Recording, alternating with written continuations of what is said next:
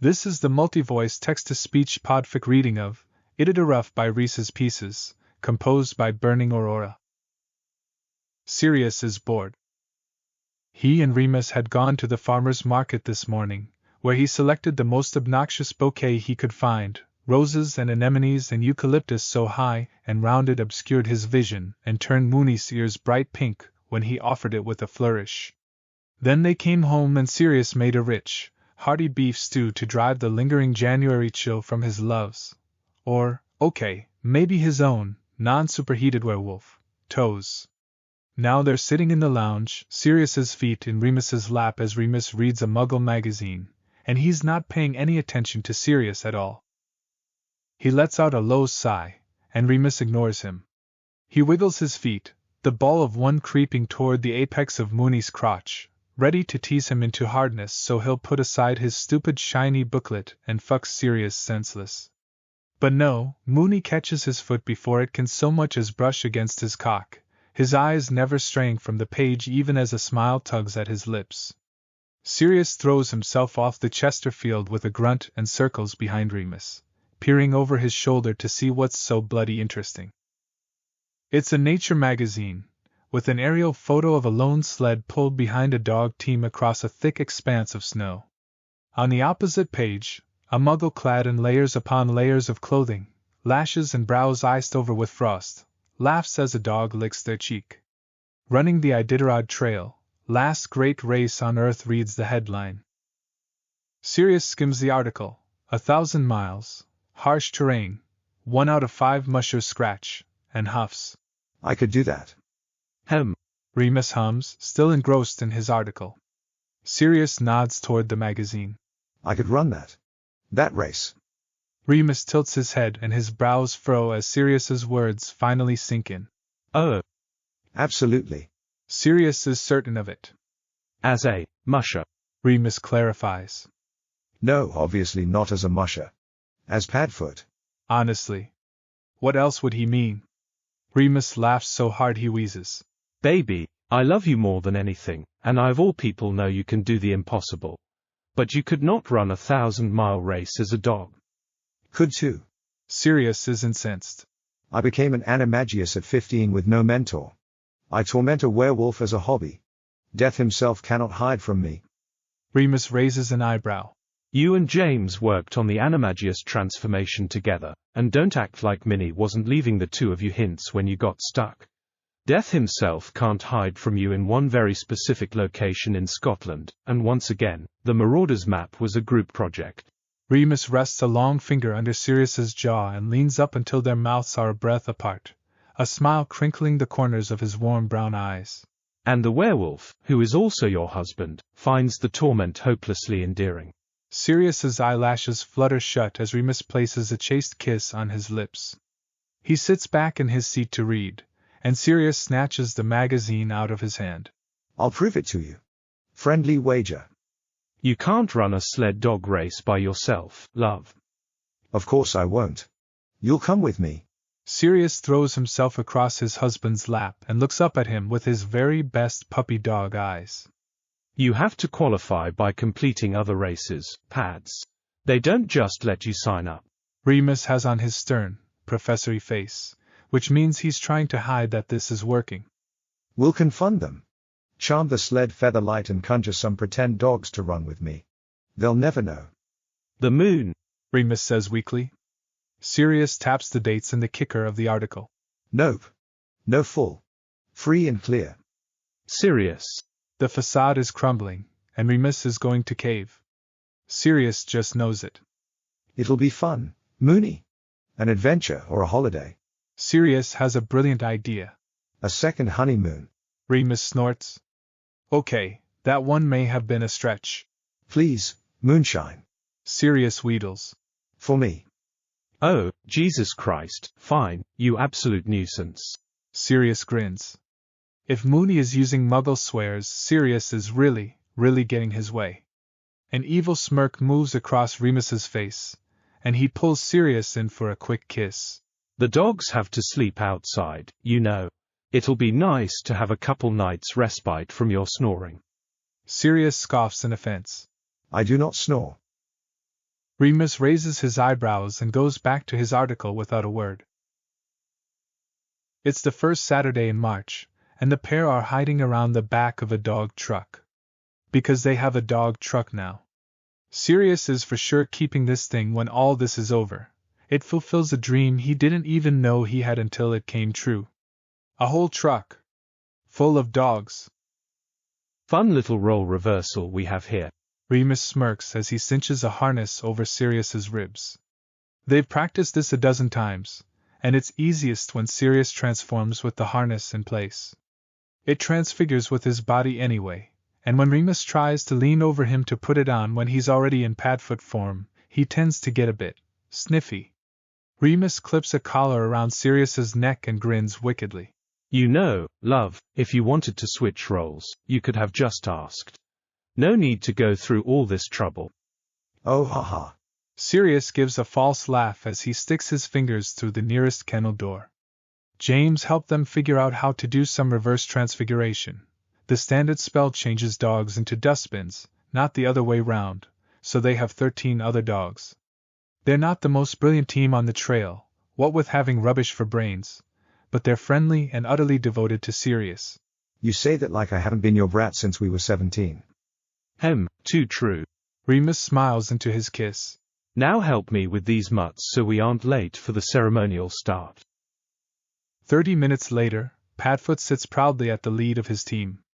Elphaba is by his side, and when Remus gives the command to run, an exasperated all right as he lets off the brake, they sprint together around the ceremonial start course through downtown Anchorage. Mooney warned him not to run too fast, but Padfoot forgets. There's people. They're all clapping. It's so much fun. There's so many interesting smells. The wind is blowing through his fur. Snow kicks up behind his feet. He's the fastest dog in the world. He carries his tail high with pride, as he should. All too soon, Mooney mutters "Whoa!" behind them, and they come to a stop. Padfoot sits still, panting and wagging his tail when mittened hands rub behind his ears, until Remus can lead him out of sight of the muggles. He laughs softly and his eyes sparkle when Sirius transforms back. Having a good time, love. Sirius runs a hand through his sweat and snow-soaked hair and grins at his husband. Yeah, I'm buzzing. I can tell. Remus chuckles. Prancing around for the cameras, tongue hanging out. Maybe don't actually wink next time, love, you'll raise suspicion. Remus has intentionally separated them from the muggles, trying to find enough space between teams that he can rely on magic if they need to. Or rely on magic more than they already do with his cozy warming charms, featherlight sled, and magical tent with a 3-room flat on the inside that he borrowed from James. Remus casts a hominum revelio and, seeing no one nearby, stops the dogs, takes Padfoot off the line, and signals him to change back. The trail in front of them careens over a cliff, and Remus feels a little sick just thinking about it. He read the whole guidebook, practically memorized it, and thinking about this piece has kept him awake for a month. At least it's early in the trail. They can get the most terrifying bit out of the way at the start. Sirius walks to the edge and whistles as he looks down. Look at that, Mooney. Remus stands beside him, and his stomach jolts. He knew what to expect, but it's one thing to read about it, and another to see it. Along the cliff face, there are 3 sharp switchbacks cut among the trees that will lead them down to the riverbed below. He takes a deep breath in and out. Well, what do you think? Hover charm. Sirius scoffs. We can't do that, Mooney. It's cheating. Yes, but I'm also not going to let you accidentally throw yourself over the edge of a mountain. We can do it the real way, Moonshine. Ride the brake as hard as you can, and I'll take care of the rest. I promise. Sirius stands on his toes and captures his lips in a soft, cold kiss. Trust me. I do, love. Merlin help me, but I do. He brushes Sirius's sweaty hair back and kisses his forehead. I'm keeping my wand out, though, just in case. Deal.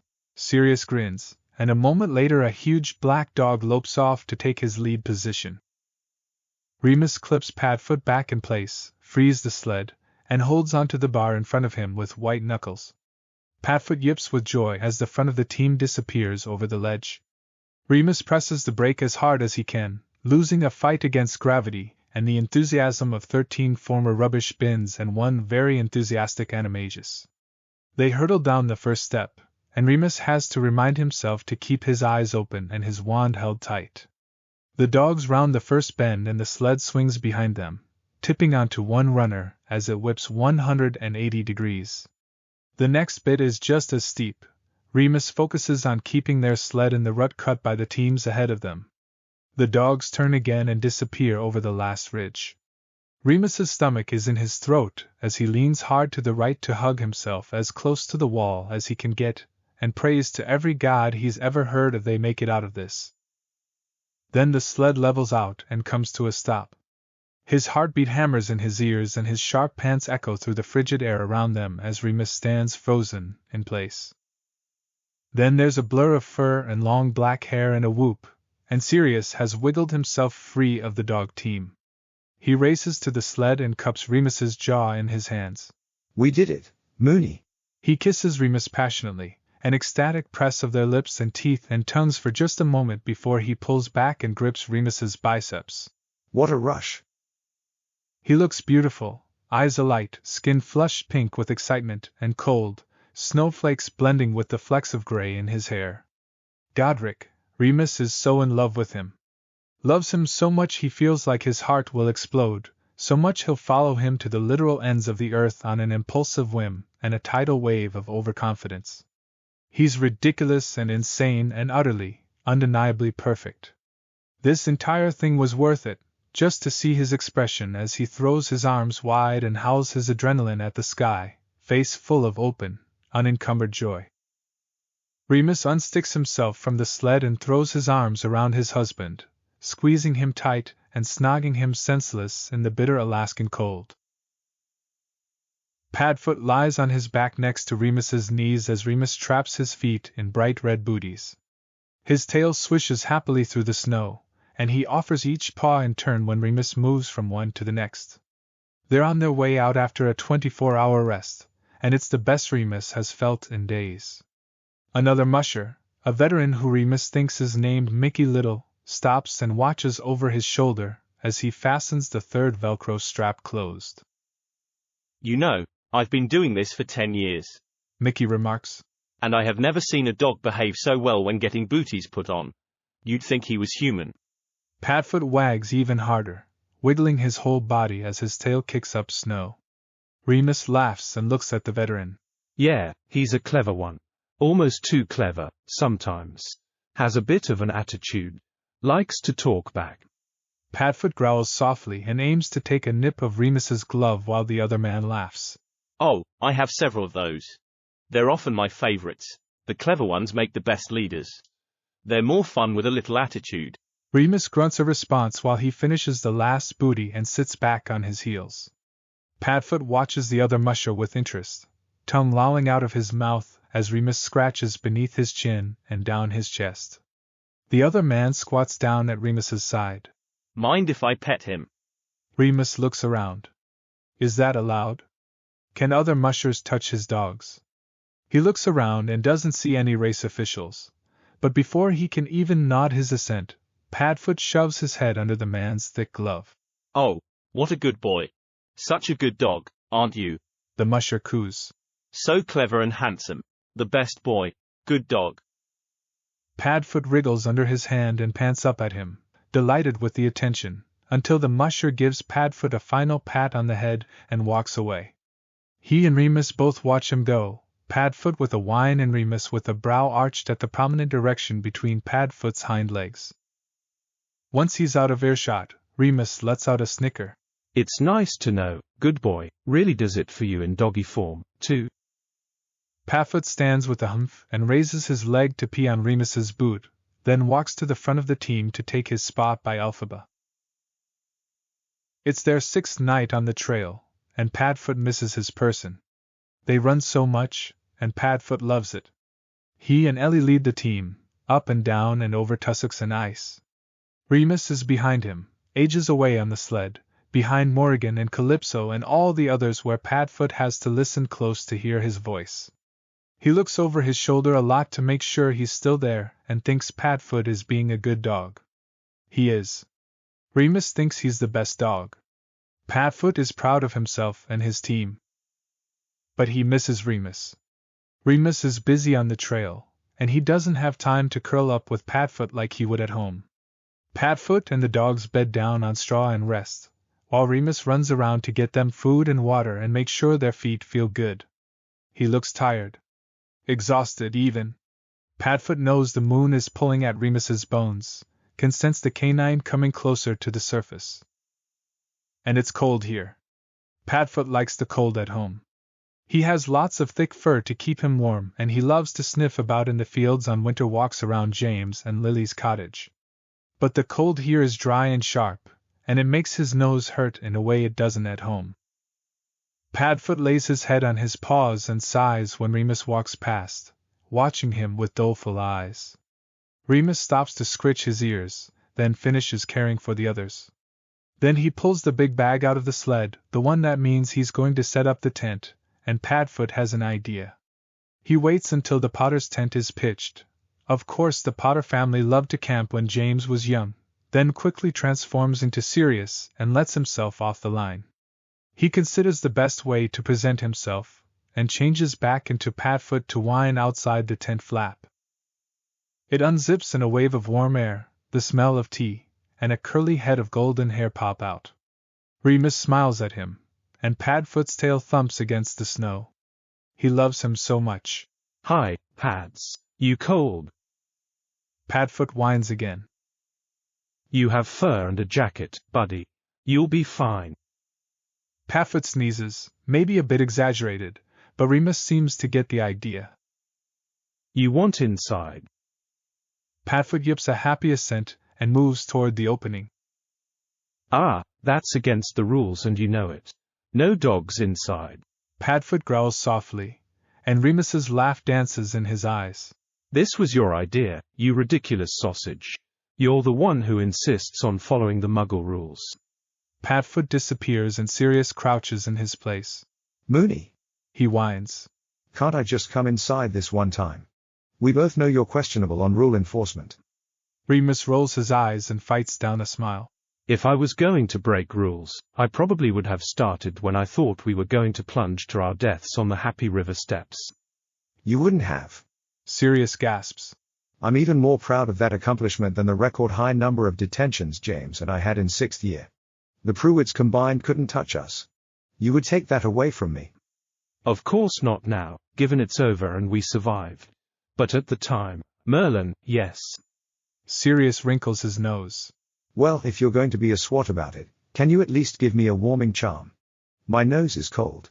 A smile tugs at the corners of Remus's mouth as he waves his wand. A warm bubble of air settles over the tent and the dog team, and Sirius turns back toward his spot on the line. Then, a quick hand grabs his elbow and pulls him into the cozy living space inside the magical tent. Of course you can sleep with me, you daft mutt. I miss you too. Remus kisses his lips and buries his nose in Sirius's neck. Wet dog. My favorite. It's the middle of the night again. Remus didn't intend on so many night runs, but the last couple days have been just below freezing and the dogs like it colder, and Remus hasn't slept more than a couple hours at a time since the night Sirius joined him in the tent. His head nods down against his chest, the sharp bounce at the bottom jerking him awake. Fuck, he's glad they're in the back half of this race. Merlin and Jafar, in swing behind Ellie and Padfoot, start to bark and howl, and suddenly Remus is fully awake. He squints into the darkness, the light of his headlamp ricocheting wildly across tree trunks, trail markers, and scrub brush. Ahead, just out of reach of the light, Remus thinks he sees a figure lurking. Its arms are long and thin, with a large body and a hunched-over back. It moves with an eerily smooth, even gait, and Remus wonders if he's hallucinating. The figure flickers in and out between trees, disappears around bends, and melts into the shadows. Have they found a Sasquatch along the path? The rule book addresses Moose and Bear, but what's he supposed to do if the dog team gets into a fight with Bigfoot? Godric, they've only gotten away with this much because Sirius's last name, and deep pockets keep him out of trouble with the ministry. Killing an endangered magical creature of foreign soil in a muggle dog race, of all things, would surely blow the international statute of secrecy out of the water. Remus clutches his wand tightly in his jacket, ready to stun as their team passes the creature if necessary. He's not great with memory charms, and Sirius shipped his wand to Gnome. Much better for no muggles to see the poor thing at all. If that means stunning it and dragging it off the trail, so be it. His heart races, terrified of what they might come upon, or, even worse, nothing at all, and he's losing his mind. Eventually, they get close enough that Remus's light finds the figure consistently, and the dogs pick up speed as they follow its scent. Not a hallucination, then. Finally, just as the sun starts to crest over the mountains, Remus realizes what he's seeing. It's a bloody cross-country skier, hauling a pack. Christ, is there a skiing version of the race? Those poor bastards. The team overtakes the skier, who waves casually at Remus as he slides by, breath puffing out of her mouth in thick white clouds. Merlin, Remus thinks as he flexes his fingers in his gloves, still toasty under his ever-improving warming charms. It could always be worse, couldn't it? Padfoot doesn't like it. The ground feels wrong. It's not ground anymore. It moves when it shouldn't, and he can hear water rushing underneath his feet. There's open sea, and sometimes Remus asks them to run right toward it. He can't tell where he is supposed to go, but running toward the water feels bad. The snow is too bright. It hurts his eyes. Maybe at night it would be easier, when he could just run where Remus's lamp leads them. Remus seems uncomfortable, too, and it's putting Padfoot and all the others on edge. Padfoot whines and looks over his shoulder, and he meets Remus's eyes. Remus calls for them to rest, shouting as loud as he can to be heard over the whipping wind, and presses the brake. The team stops. Remus has barely left the sled before Sirius transforms and takes himself off the line. They meet at the front of the sled's runner, just behind the wheeled dogs Morrigan and Calypso. Sirius is severely underdressed for the cold. Padfoot has more than enough fur to keep him warm under these conditions, and neither of them expected Sirius to have to change back. Remus quickly waves his wand to cast a warming charm around Sirius, and pulls him into his arms, enveloping him in twin bubbles of his love. He unzips his jacket, and pulls Sirius into his body heat, then magically zips it to close them in together. What's wrong, baby? What's happening in your head? Sirius buries his cold face in Remus's neck and sniffs his runny nose. I'm done. I want to stop. Remus runs his mittened hands over Sirius's back and kisses his forehead as a few frustrated tears leak from Sirius's eyes. He pulls back and cradles Sirius's head in his palm as his eyes track all over Sirius's face. Are you sure? Sirius nods. Remus's mouth tilts down and his brow furrows. It's his new charms homework face. Are you absolutely positive? Of course Remus is annoyed. Sirius got them into this situation. They're so close to the end, and he wants to quit. Sirius tries to draw away, but they're trapped together in the warmth of Remus's coat and body, and Remus himself isn't ready to let Sirius go. He presses their foreheads together and tightens his grip around Sirius's waist. Because I'll go back and scratch, if that's what you want to do.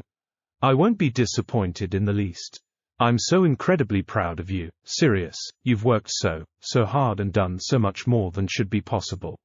If you're ready to be done, I will follow your lead. I just want to take a minute to think, to clear your head and really make sure this is what you want. Once we scratch, there's no changing your mind.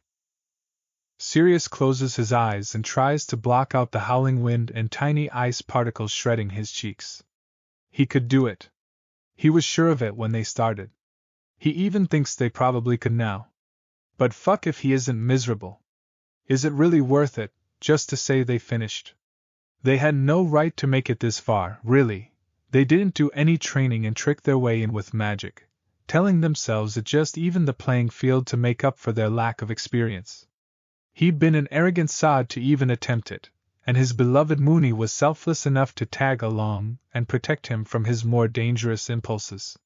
He's proud of what they've accomplished, but the idea of crossing the vast expanse of Norton Sound makes him want to crumble into dust. Yeah, I'm sure. Remus cups his jaw and studies his face, looking so deeply into his eyes it seems like he's attempting legitimacy. But they don't need magic to read each other's thoughts, and Remus would never go poking around in Sirius's without explicit consent. Sirius tries to wear his emotions on his face, to show Remus there's no lies and no regret living in his heart. This is it. This is what he wants. Finally satisfied, Remus nods. All right, baby, we'll go back. He kisses Sirius softly with cold, chapped lips. I love you. I love you so much, Sirius. I love you too. Now change back, you daft mutt. We have a race to quit. The three of them are sitting in the lounge, Sirius stretched across the sofa with his feet in Remus's lap and James staring, rapt, as Sirius tells him of their adventures across the last frontier. Remus marvels at Sirius's storytelling. Padfoot's simplified thoughts and emotions should have blunted the impact, but Sirius more than makes up for it in the way he describes the smells and tastes as a dog. Elphaba leaps up beside him and settles herself in an arc around his head. The rest of the team was returned to their original dustbin state, but Sirius grew quite attached to Ellie over their hundreds of miles together. Remus just couldn't ask him to give her up, so they have a pet dog now. Sirius absently reaches up to scratch under her chin as he talks on. And the community atmosphere is brill, prongs. They're all competitors, of course, but there's such an air of good-natured camaraderie about it. They act like it's them against the elements more than competing against each other. They aren't allowed to help care for each other's teams or anything like that, but still, it's supportive. Everybody loves dogs. Most people are afraid of Padfoot, but not there. I've never been called good boy so much in my life. Remus snorts, and the others turn to him. What? Sirius asks, nudging Remus with his heel in a request for a foot rub. Just thinking about how nice that must have been for you. Remus takes his foot in hand and presses his thumbs into the arch. Mickey Little, in particular, seemed like a favorite. A little scratch behind the ears, a little, good boy, and Padfoot's dear. Oh, and then Mooney thought he was going to have to kill a yeti. Sirius cuts him off, digging his free heel into Remus's thigh when he laughs. They do a version of the race where people run, bicycle, or ski it instead, and we came across a skier at nighttime and it scared the shit out of Moons. I could smell it on him all the way up front. I was worried about getting thrown in Azkaban for breaking the International Statute of Secrecy, you wanker. Remus teases back, pinching Sirius lightly on the back of his calf. Oh, secrecy, schmecrecy. Sirius waves a dismissive hand and rolls his eyes. What are they going to do? I could do that. James interrupts. He's frowning, deep in thought, with his chin resting on his fist. I could run that race. Stags don't really run the Idita-Ruff, prongs. Sirius says. They just kind of live there. No, not as prongs. James shakes his head. As myself. Bet I could. Remus buries his head in his hands and groans. Finite. Thanks for listening to this text-to-speech podfic composed by BurningAurora.